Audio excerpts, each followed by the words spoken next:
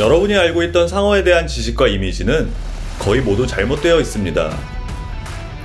대부분은 영화와 미디어를 통해 생긴 선입견들이죠. 간혹 뉴스에선 식인상어가 한국 바다에도 나타났다고 호들갑을 떱니다. 상어의 생태와 상어로부터 안전하게 바다를 즐길 수 있는 방법을 알려주는 대신 조회수를 유도하기 위해 자극적인 제목과 잘못된 내용을 덧붙입니다. 오늘은 여러분들에게 상어에 대한 정확한 지식, 그리고 바다에서 상어를 마주쳤을 때 살아남을 수 있는 방법에 대해 말씀드리려 하는데요.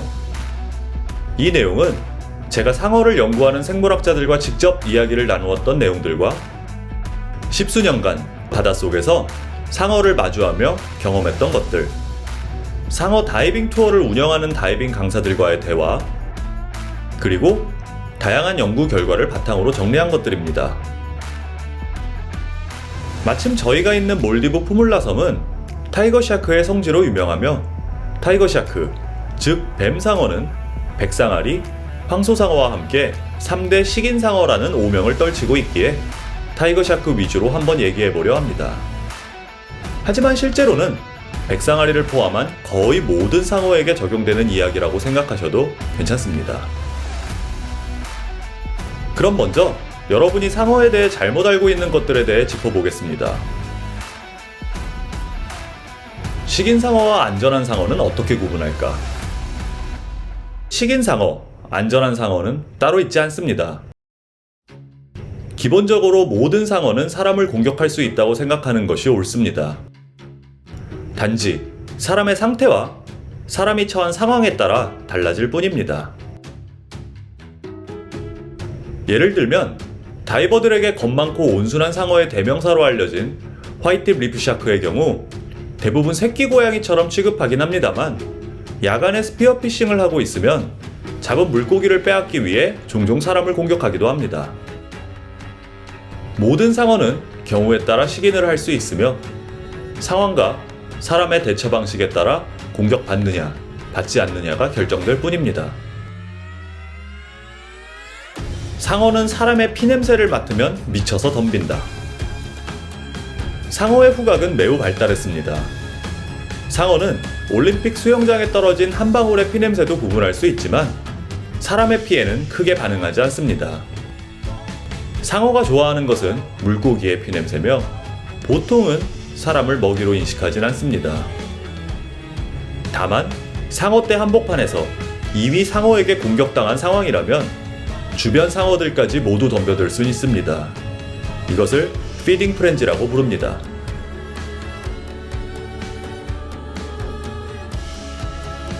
왜 물고기들은 상어를 보고 도망가지 않을까? 상어가 물고기를 잡아먹는데 왜 물고기는 상어와 함께 헤엄치고 도망치지 않는지 궁금하신가요? 상어 종에 따라 다르지만 실제로 상어가 빠르게 헤엄치는 물고기를 사냥하여 잡아먹는 것은 쉽지 않습니다. 대부분의 상어는 야행성이며 밤에 자는 물고기들을 노려 사냥합니다.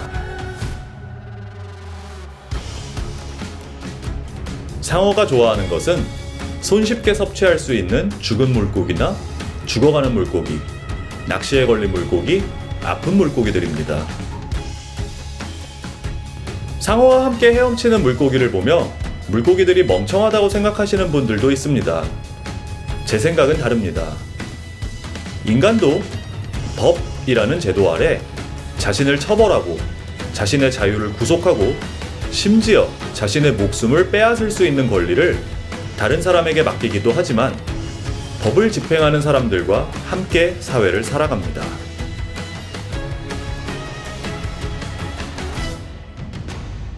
물고기들은 바다의 법과 규칙이 있을 뿐입니다.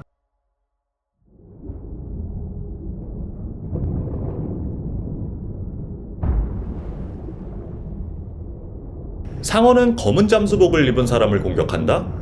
혹은 화려한 잠수복을 입은 사람을 공격한다?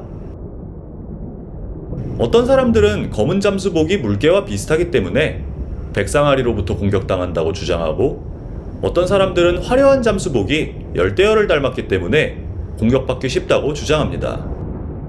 모두 사실이 아닙니다. 상어의 눈에는 기본적으로 모든 것이 녹색으로 보입니다. 대부분의 상황에서 상어가 사람임을 명확히 인식한다면, 혹은 먹이라고 이미 인식했다면 색은 더 이상 중요하지 않습니다. 건전지를 내밀면 상어가 도망간다?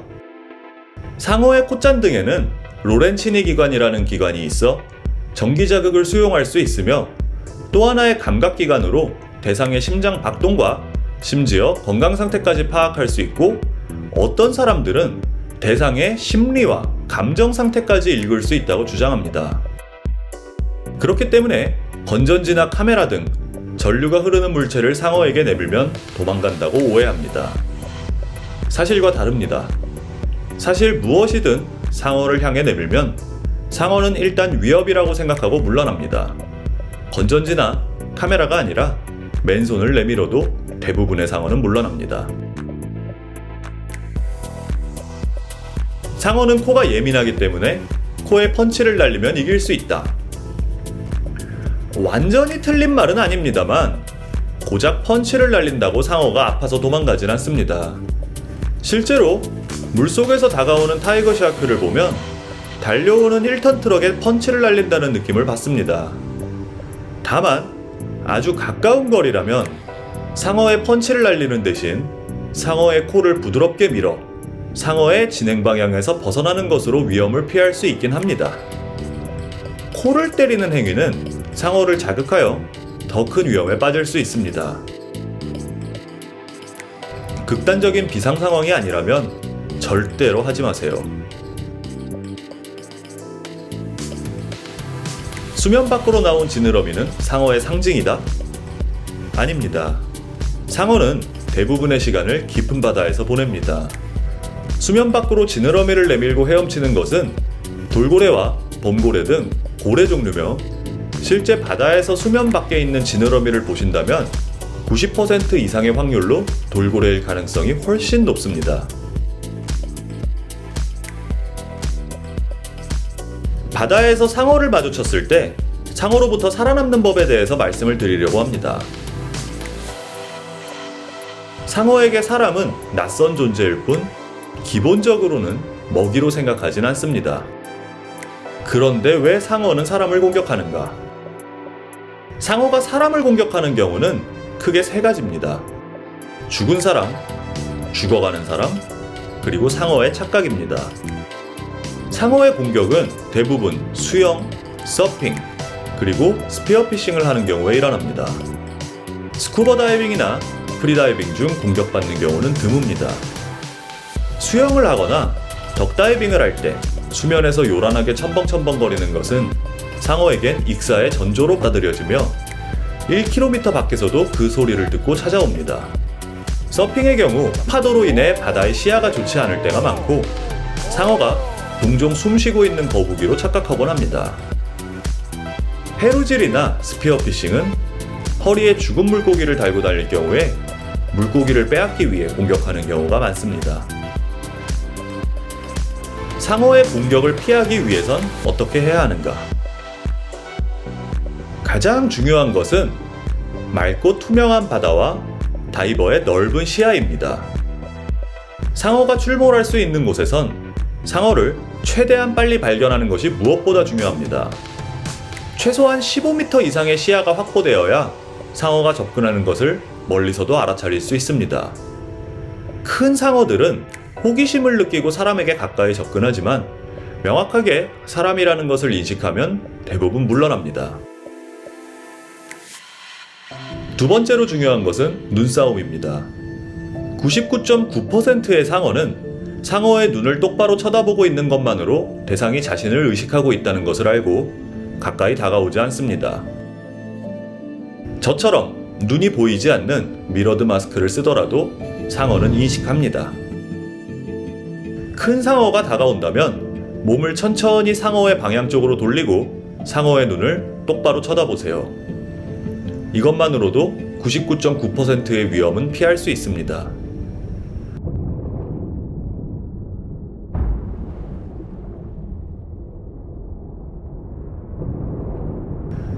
마지막으로 모든 동작은 언제나 크고 느리게 그리고 천천히 여유롭게 하셔야 합니다.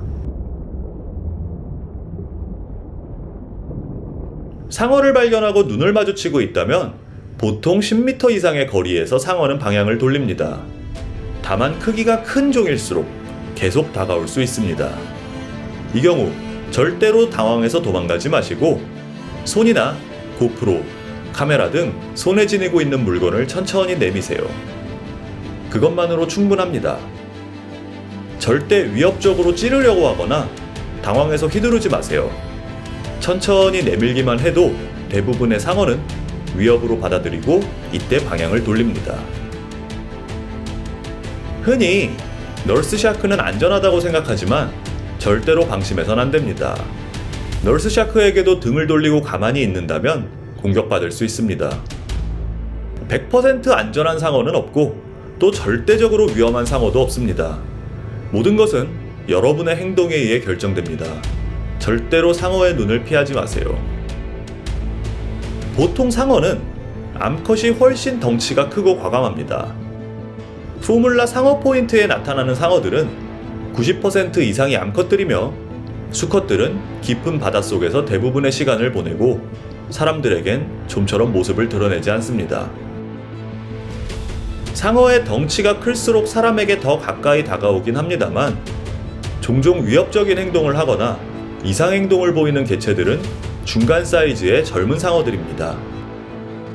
길에서 시비가 붙었을 때 격투기 선수보다 10대 청소년들이 더 큰 사고를 칠지도 모르는 것처럼 경험 많고 큰 상어보다 10대의 상어들이 더 위험할 수 있습니다. 절대 크기에 방심하시면 안 됩니다. 어떤 다이버들은 특정 상어 개체가 자신을 알아본다고 믿습니다. 종종 유튜브를 보면 낚싯바늘을 빼주었더니 상어가 고마움을 표현한다는 등의 이야기도 보입니다. 아직까지는 과학이 아닌 믿음의 영역입니다. 대부분의 생물학자들은 상어는 사회적 동물이 아니기 때문에 인간과 교감하는 것은 불가능하다고 이야기합니다. 저도 바다에서 턱돌이라고 부르는 녀석과 가끔 마주치는데요. 이 녀석의 눈빛을 보고 있으면 저를 알아보고 다가온다는 느낌을 받긴 합니다만 그냥 느낌일 뿐입니다. 상어가 대상을 구분하는 능력이 있는 것은 분명하나 강아지나 고양이 같은 다른 포유동물이 사람을 대하는 것과는 전혀 다릅니다. 상어가 여러분을 바라볼 때 상어의 머릿속엔 먹을 수 있는 것인가 먹을 수 없는 것인가의 두 가지 생각밖에 없습니다. 그리고 타이거 샤크는 먹을 수 있다고 판단되면 그냥 먹습니다. 여러 명에서 다이빙을 하다 보면 크고 과감한 상어들은 다이버 사이로 지나가며 다이버 한 명 한 명을 다 확인하고 지나가곤 합니다. 여러분의 행동과 반응에 따라 상어가 먹을 수 없는 것이라고 판단하는 한 여러분은 안전합니다. 다이빙이나 스노클링을 즐기고 있다고 가정할 때 오시아닉 와이팁 같은 극히 일부 종을 제외하곤 멀리서부터 갑자기 나타나 사람을 공격하는 경우는 거의 없습니다. 오시아닉 와이팁은 망망대해에서 살아가는 상어로 사실 여러분 대부분이 마주치실 일도 거의 없습니다. 대부분의 상어는 멀리서부터 여러분을 관찰하고 여러분이 만만하게 보일수록 점점 작은 원을 그리며 다가옵니다. 상어가 팔을 뻗으면 닿을 정도의 거리에서 서성거린다면 이미 상어는 공격 준비가 끝났다는 뜻입니다. 언제 갑자기 몸을 틀어 공격할지 전혀 예측할 수 없습니다. 공격 직전 눈을 보호하기 위해 눈을 치켜뜬다거나 입을 벌려 아가미를 청소하는 등의 행동을 합니다만 상어의 공격을 막기 위해서 가장 중요한 것은 절대로 상어가 가까이 다가오지 않게 해야 한다는 것을 기억하세요. 프리다이빙 중인 사람은 롱핀을 신고 있어 꽤 커 보입니다.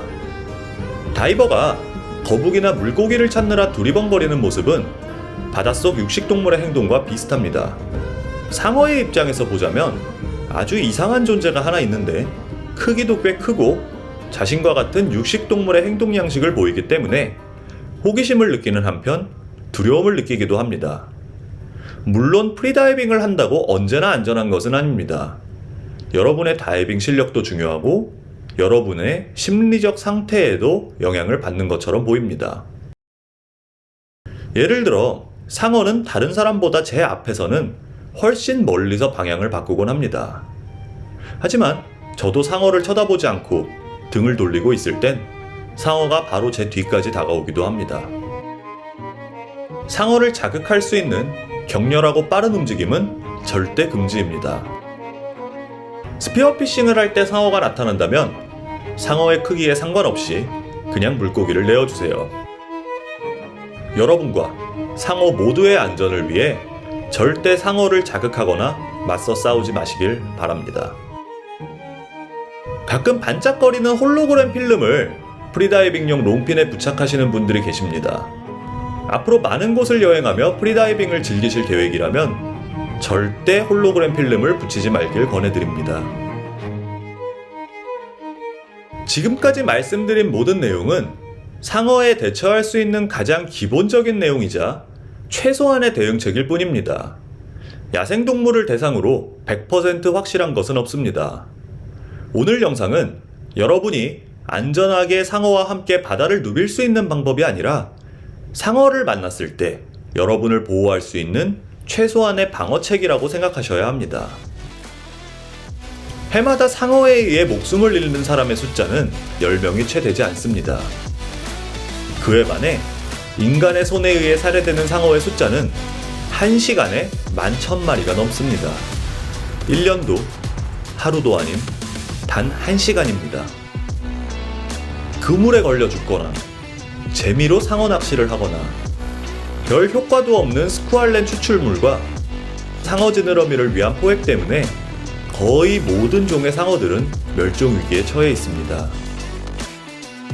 솔직히 여러분이 평생 다이빙을 한다고 하더라도 야생에서 우연히 타이거 샤크나 백상아리를 볼 확률은 이미 0에 수렴하며 앞으로는 영영 볼 수 없을 가능성이 더 높습니다. 병들고 죽은 물고기를 빠르게 처리하는 상어들은 건강한 산호초 생태계를 유지하는 데 아주 중요한 역할을 하고 있습니다. 푸물라 섬의 산호초가 유독 건강한 이유도 이 주변에 머무는 수백 마리의 상어들 덕분입니다. 여러분은 앞으로 상어의 공격보다는 상어가 사라지고 산호초가 파괴되어 사막같이 황폐해진 바다를 더 두려워하실지도 모릅니다. 끝!